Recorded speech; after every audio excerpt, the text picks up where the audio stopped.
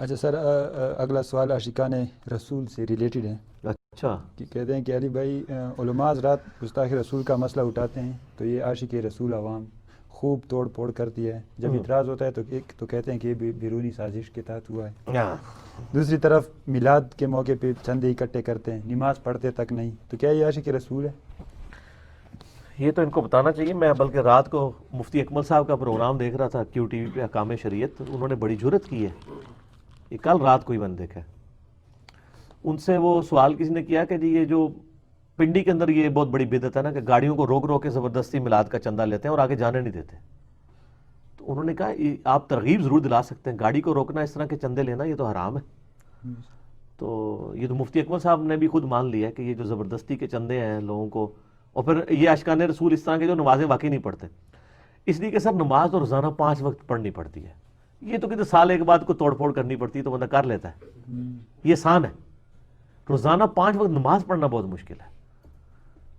تو سال کے بعد نعرے مار لینا یہ بہت آسان کام ہے. تو یہ کر رہے ہیں.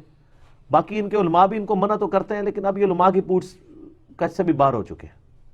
دیکھیں یہ جب میلاد کے موقع پہ انہوں نے ماڈل شروع کیے مکے مدینے کے، دوسری طرف انہوں نے یہ کمپین چلائی کہ جی مکے مدینے کی تصویر والے مصلے یوز نہ کریں، بے حرمتی ہوتی ہے. اور ادھر میلاد کے اوپر مکے مدینے کے ماڈل بنا کے ان کے سامنے کھڑے ہو کے دعائیں کر رہے ہوتے ہیں جو آخری درجے کی بے حرمتی ہو سکتی ہے. روزہ شریف کا ماڈل بنایا ہوا ہے، اس کے آگے لوگ دعائیں مانگ رہے ہیں. ٹھیک ہے، خانہ کعبے کا ماڈل ہے، اور کئی ماڈلوں کے ارد گرد تو انہوں نے وہ چھوٹے چھوٹے بت بھی رکھے ہوتے ہیں، طواف کرتے ہوئے دکھا رہے ہوتے ہیں. ان چیزوں کو آج سے 10-15 سال پہلے کنڈیم کیا جاتا تھا، لیکن تھیندے تھیندے تھیں گے نا. اب کوئی کرے نہ منع، وہ کہتے نہیں تسی جناب سوائے ابلیس کے جہاں میں سبھی تو خوشیاں منا رہے ہیں، وہ آگے شعر تو انہوں سنا دیں گے. ٹھیک ہے، وہ کہیں گے ابلیس ہونا. ٹھیک ہے نا. تو یہ معاملہ ان کے کنٹرول سے باہر ہو چکا ہوا ہے. اس میں ان میں علماء کو میں ایسا اتنا بلیم نہیں کرتا ہوں، اس لیے کہ یہ ان کے کنٹرول سے باہر ہو چکا ہے اس حوالے سے. لیکن اس حوالے سے ضرور بلیم کرتا ہوں کہ انہوں نے جو کہانیاں کرا کے ان کو جذباتی بنایا نا سر، یہ انہوں نے اپنے لیے خودکش حملہ پال لی ہے. یہ ہر فرقے کے اوپر خودکش حملے کریں گے. یہ جب آپ اپنے فرقے والوں کو سمجھانے کی کوشش کریں گے نا، وہ کہیں گے آپ نے تو ہمیں یہ کہانی کرائی ہوئی تھی، تو اسی لگتا ہے بھابھی ہو گئے ہو. ٹھیک ہے، آج میں نے ایک کلپ دیکھا ہے سعودیہ کے چینل کے اوپر. سر کہنے کو تو کہہ دیتے ہیں نہیں جی ہم بھی عاشق اہل بیت ہیں، لیکن آپ عرب کنٹری میں چلے جائیں، اگر آپ کے نام میں علی حسن حسین آتا ہے نا تو آپ کے ساتھ وہ پوچھ گچھ ہوتی ہے نا کہ آپ سوچ نہیں سکتے. ٹھیک ہے نا جی. سعودیہ کے ٹی وی کے اوپر ایک اینکر ان کے سعودی مفتی سے کوشچن کر رہا ہے. وہ بڑا خوبصورت سا بندہ تھا. ویسے تو زیادہ تر ان کے وہ ایک آنکھ کے بغیر والے ہوتے ہیں، وہ کوئی اور ہی تھا. تو مفتی عدنان نام ہے ان کا، عدنان. ان سے نا سیدنا حسین ابن علی کے بارے میں سوال ہوا نا، تو انہوں نے فرمایا کہ حسین ابن علی کے قتل پہ جو راضی ہے وہ کافر ہے. اچھا، اب اگلا یہ کہ ویسے تو کہتے ہیں ہم حضرت حسین سے محبت کرتے ہیں. سنی اینکر ان سے سوال کر رہا ہے کہ اچھا بتائیں اگر کوئی حضرت حسین سے نفرت نہیں کرتا لیکن محبت بھی نہیں رکھتا، دیکھا، تو انہوں نے کہا وہ بھی منافق ہے، واصل جہنم ہوگا. اہل بیت کی محبت تو ایمان کا حصہ ہے. تو کہتا سر یہ تو آپ لگ رہے شیعہ ہو گئے اپنے مفتی کو.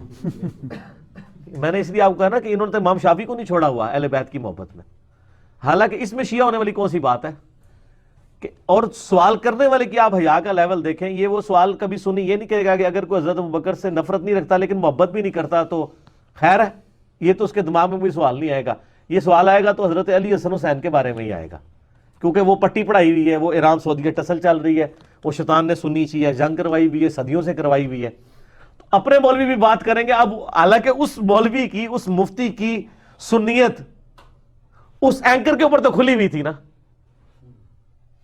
چلے کسی اور کو نہیں پتا، وہ تو ان کا اپنا مفتی ہے نا، لیکن اپنا مفتی بھی ذرا سی کوئی ایسی بات کر دے جو بات تو بالکل ٹھیک ہو لیکن وہ ایسی بات ہو جو وہ سننا نہ چاہتا ہو تو فوراً فتویٰ لگا دیتا. اب وہ کلپ وائرل ہو گیا، وہ شیعہ نے بھی اپنے اس کے اوپر چینل کے اوپر چڑھایا ہوا ہے. تو پھر یہ معاملات ہوتے ہیں، ان کے مولویوں کے ہاتھ سے نکل چکے ہیں یہ معاملات. تو یہ مطلب یہ صحیح عاشق رسول نہیں ہے یہ لوگ جو یہ تو ان کے اپنے علماء سے بھی آپ علیحدہ میں پوچھیں وہ کہیں گے نہیں ہے، سامنے تو نہیں کہیں گے ظاہر ہے. ٹھیک ہے سر.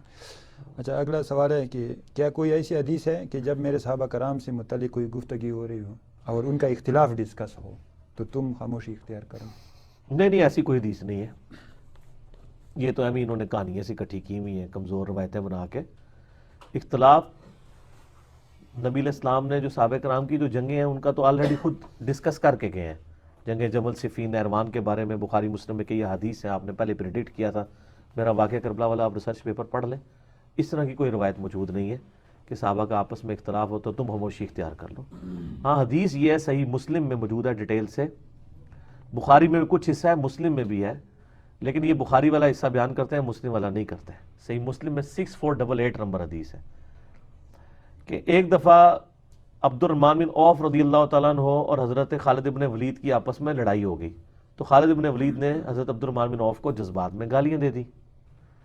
نبی علیہ السلام تک شکایت پہنچی تو آپ نے فرمایا خالد تم میرے صحابہ کو گالی مت دو. حالانکہ خالد بھی صحابی تھے, لیکن آپ نے فرق کر دیا کہ خالد تو صلح حدیبیہ کے بعد مسلمان ہوا ہے, اس کے وقت تو ساروں کو نظر آ گیا تھا کہ آپ تو بچنا ہی نہیں, کچھ عمر نکل جانا ہے ہمارا, تو سب نے مسلمان ہی ہونا تھا. اور عبد الرحمن بن عوف تو شروع کے مسلمانوں میں سے تھے, پہلے 10 اس وقت سے مارے کھا رہے تھے. تو فرمایا خالد تم میرے صحابہ کو برا مت کہو, اب تم احد پہاڑ کے برابر بھی سونا خیرات کر دو. تو میرے اس صحابی نے جو ایک مد خیرات کی تھی, ٹھیک ہے جی, 600 گرام, اس کے آدھ کو یعنی ایک پاؤ کو بھی نہیں پہنچ سکتے. یعنی یہ ایک پاؤ اگر گندم خیرات کرے اور تم احد پہاڑ جو 4 کلومیٹر پہ پھیلا ہوا ہے اس کے برابر سونا بھی کہیں سے لے آؤ, اس کے برابر نہیں ہو سکتا. انہوں نے بس وہی ہے میرے صحابہ کو برا مت کہو اگر تم میں سے کسی اور. یہ کہا کس کو تھا؟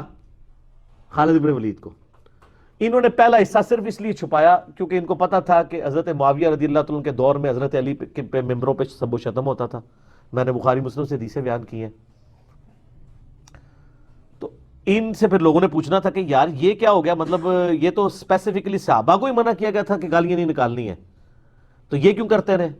تو انہوں نے پھر کہا مٹی پاؤ, بعد والوں کو سناؤ.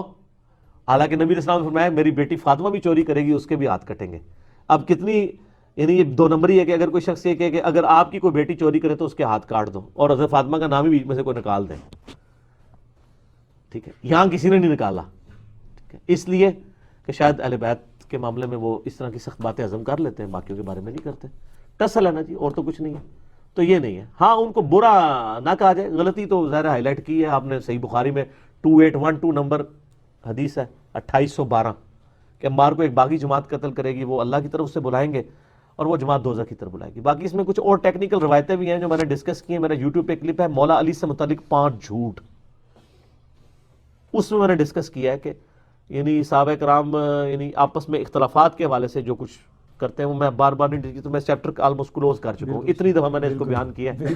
یہ ایسا کلوز ہوا کہ سر آپ قیامت تک نہیں اٹھے گا, کیونکہ یہ جو پمفلٹ آ گیا نا سر, A5B ریسرچ پیپر واقعہ کربلا کا حقیقی پس منظر 72 صحیح الاسناد احادیث کی روشنی میں, اس نے تو یہ جس طرح وہ ہیروشیما اور ناگاساکی پہ جب ایٹم بم گرا تھا نا تو جنگ ادھر ہی ختم ہو گئی تھی. بالکل. تو یہ جنگ اب ختم ہو چکی ہے. تو اب تو ہمیں کوئی یاد کراتا ہے تو یاد آتی کبھی, اچھا یہ بھی جنگ ہم نے کبھی لڑی تھی. سر وہ دوسری جنگ عظیم ہم جیت چکے ہوئے, پہلی بھی اور تیسری بھی. ٹھیک ہو گئی.